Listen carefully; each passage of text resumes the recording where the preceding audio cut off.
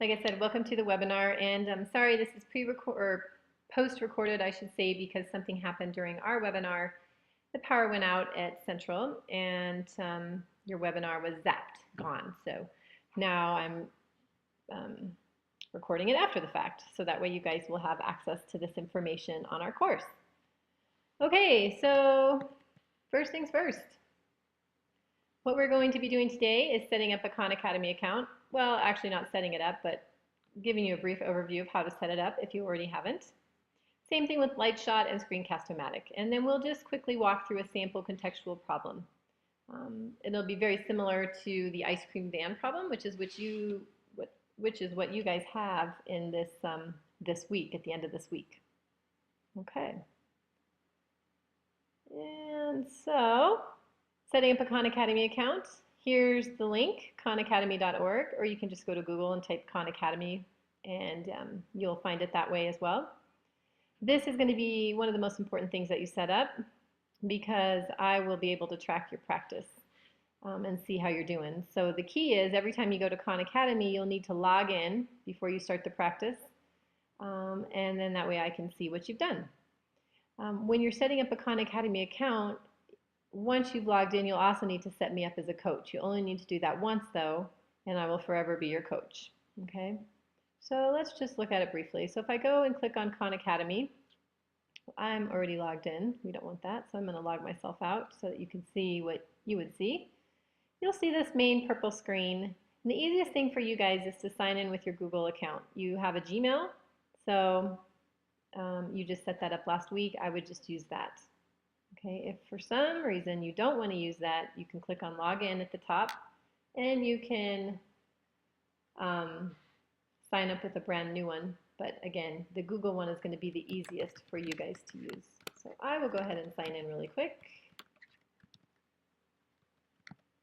with my account. And let's see where it takes us. Now, when you go in, I have on the left a coaches tab that I can click on and get to this. If you do not have that, then click on your name in the upper right until this box opens up. Click on your name again, and at that point, your coaches link should open up on the left. Click on the coaches link, and then inside this square box, to add a coach, you would just add my email address. So it's S-A-Elliott, 2 L's, 2 T's, at aps.k12.co.us. A little bit long, but you can find my email address within Schoology as well in the directions. I've listed it there for you. But once you click that in, you'll just join the class and you will be good to go. Let's actually look in Schoology real quick. Notice that my email address is here on the left, so you can find it there.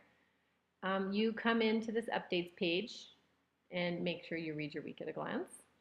Click on materials, click on welcome and class resources, click on class resources again, and you'll see in here, oh look, there is set up Khan Academy practice for the class. So that is a great place to look if you're confused. At the bottom you'll see presentation tools. If you click on that, you will see directions and a little video of how to use Screencast-O-Matic, as well as Lightshot, which is what we're also going to be setting up today. So just so you know, that information is in there in case you need to reach it. Okay, so hopefully you guys are pretty good with this, but again, go into Schoology, and under the Resources tab, there will be more detailed instructions for all of this. All right, let's go back to our presentation. So next thing you want to do, and that is my phone going off, is set up Lightshot and Screencast-O-Matic. So you can click here on this link to get to Lightshot, and you can click on this link here to get to Screencast-O-Matic. If you click on this, this opens up and you get to choose whether you want to download for Mac or download for Windows. If you download for Mac, it'll direct you to the Apple App Store, and it's a free download, so it's not a problem. Go ahead and download it. Okay, and Lightshot is something you'll see it in action today because I have taken some pictures of some graphs to show you, and so this is really great for taking a screenshot of whatever's on your screen, save it as a image, and then you can send it to me that way. Okay. Screencast-O-Matic. You'll have to, you won't need to create an account for Lightshot, just so you know, but you will need to create an account for Screencast-O-Matic. And once you get in, you just click on the login, and then you'll need to register. So use your email, put in a password, agree to the terms of service, and hit register, and you're good to go. And it's as simple as hitting start recording, and that's how you will get into Screencast-O-Matic. And again, once again, if you do need more specific directions, go into Schoology and look at our resources folder. Okay, so here's our sample contextual problem that's very similar to the one you're doing this week. And here's the situation. You want to start your own business. You're going to rake pine needles and leaves. You have some information, you have some facts. You've been told that you can earn $1.50 for every bag you fill. However, the cost of purchasing these heavy-duty trash bags is 50 cents per bag, and then you'll need to rent a rake and a blower for $40 a week. So you do have some costs associated with this. So here's the question. How many bags would you have to fill to break even in 1 week? Okay, so what does break even mean? You need to know that first. Well, think about what that sounds like. Break even, even. So think of a scale. What it means is that whatever cash you have coming in is going to be equal to whatever cash you have coming out. You are breaking even. So you're not going to make any money, but you're definitely not going to lose any money either. How can we figure this out? Well, some of you will estimate it. That's great. Some of you will take that estimate and plug in numbers and figure out by trial and error, and that is also wonderful. And then maybe some of you will create some tables and you'll look for some patterns and you'll figure it out that way. And all those are perfectly acceptable in this first week. But what I'm going to do is help you build two expressions to represent cash in and cash out. We will be using those expressions in the weeks to come. So as soon as you can start getting familiar with building expressions and equations to represent data, the faster you will be able to figure things out. So, and most of the stuff is filled out because we started the webinar and I had filled this out. So we'll just look back at it. So what we're going to do is we're going to look at cash in first. So if you look at this top equation, well, we learned that we're going to have $1.50 per bag, or we're going to earn $1.50 per bag. So we can write a little equation that says $1.50 times X is going to equal our cash in. Okay, so X we just said was the number of bags that we are bagging. So we're going to get $1.50 times however many bags we bag. Our cash out, on the other hand, it costs us 50 cents for every bag, plus $40 to rent equipment. So that's going to be the equation for our cash out. We're going to have to spend 50 cents for every bag, plus an additional $40. Well, just like we said, break even means cash in equals cash out. So if we take our cash in, set it to our cash out over here, we should figure out what our break even number of bags is. So there you have it, $1.50x equals 50 cents x plus 40. Set those equal to each other, and then I'm solving for x, which is the number of bags. Subtract 50 cents from both sides, and we see that we get 40 bags. So that tells me I need to bag 40 bags of leaves and pine needles in order to break even, or I won't lose any money, but I won't have any money. All right, so remember that. Break even, the point where the cash in equals the cash out. Okay, so now what we're going to do is look at what this looks like visually. And again, we aren't doing graphs necessarily this week. You'll do some basics with graphing, but nothing this complicated with equations yet. If you are comfortable with doing equations and graphing equations, you're more than welcome to use this in your project. But what we've done is graphed. So this equation, the $1.50 x, our cash in is in red, and our cash out is in blue. And you can see where they intersect. That is the one point where those two lines equal each other, right? And if we look down on the x-axis, there's that 40 bags. And if we look over on the y-axis, hey, that's telling us we're going to actually get $60, but we're also going to spend $60 because they equal each other.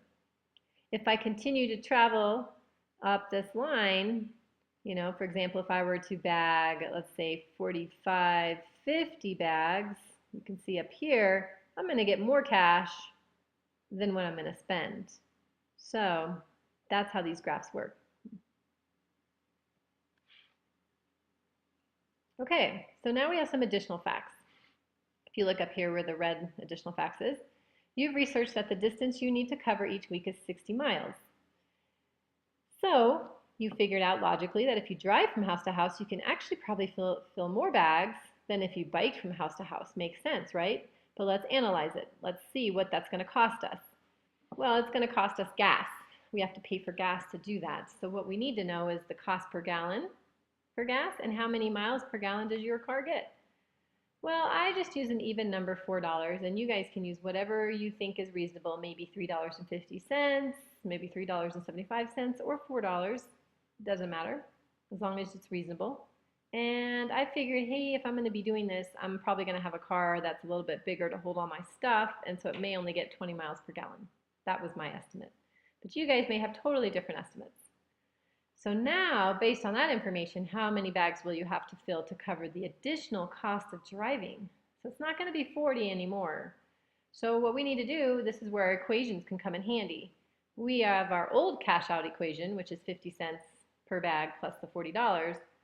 But now we're going to have a new cash out. We're still going to be paying 50 cents per bag, and we're still going to have the $40 of rental fee, but now we're going to add gas costs onto that. So we got to figure out what our gas costs are. All right, and we can make a little notation here to figure that out. So if we look over here, these are our gas costs. Well, we know we're going to go 60 miles, and we're only going to get 20 miles per gallon. So we're going to take 3 gallons of gas each week to do our business. And we also know that 3 gallons is going to cost us $4 per gallon down here. So that'll mean that we'll spend $12 per gallon in gas per week. That's the extra. And so here you can see in this second equation that we've added that $12 in, and we come up with a new equation for driving, and that's 50 cents per bag plus an additional $52 per week. So it has definitely gone up. Okay. If I want to figure out now my break even, just like we did the last time, cash in equals cash out, solve, and now we're seeing, oh, wow, I'm going to have to bag 52 bags in order to break even if I drive. So is that worth it? That's what we're going to explore. So if we look at this visually, the black one is our old equation. The blue one is our new equation, and these are for cash out, right? And the red one here is our cash in. Look where we were before. We had to bag 40 bags to break even at $60. And remember, that's not $60 that we get, that's $60 in equals $60 out. But now if we drive, we have to bag 52 bags of leaves, and we will spend 78 and get 78. Okay?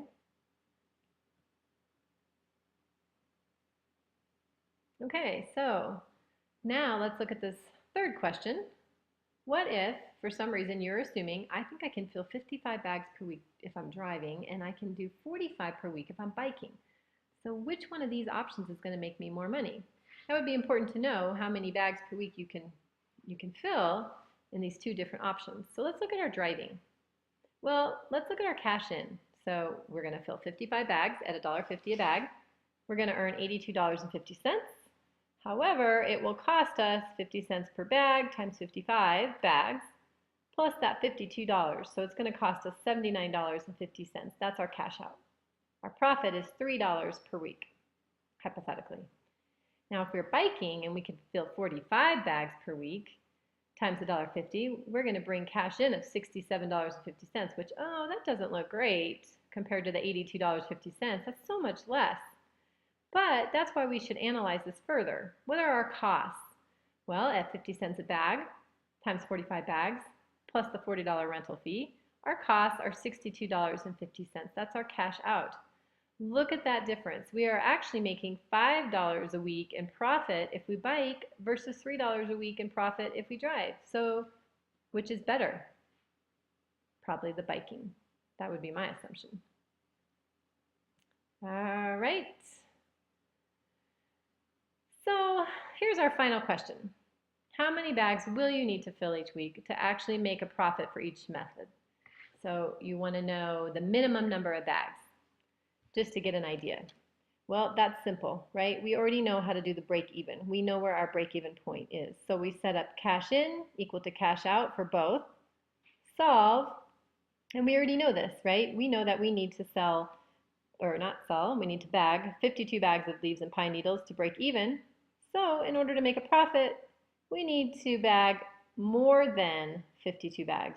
So this is your greater than sign, okay? And for biking, you need to bag greater than 40 bags in order to earn a profit. Good to know. Graphically, here's our break even. For the blue one is the old one, and the red one is the new one. So you can see that graphically, how that works out if you're curious. And we've already gone through that, so won't look at that anymore. So let's wrap up. This link right here is the site to the calculator that I use to show you those images visually. And again, you're more than welcome to use that. It's not that hard to use. You don't have to, but it's a great way to display your information visually. So at this point, you should be ready to go with Khan Academy, Lightshot, and Screencast-O-Matic, or at least you should be ready to set up those accounts. Like I said, you can use this link here if you would like a graphing calculator online, and you definitely use that for the ice cream van project if you like. That's where I use Lightshot, was to help me to capture those images. So make sure that you've got Lightshot downloaded and ready to go. And that concludes our week 2 webinar. Very sorry, you guys, that it was not live, and hopefully next week Central will be back online and we should be back online as well. So hope to see you then.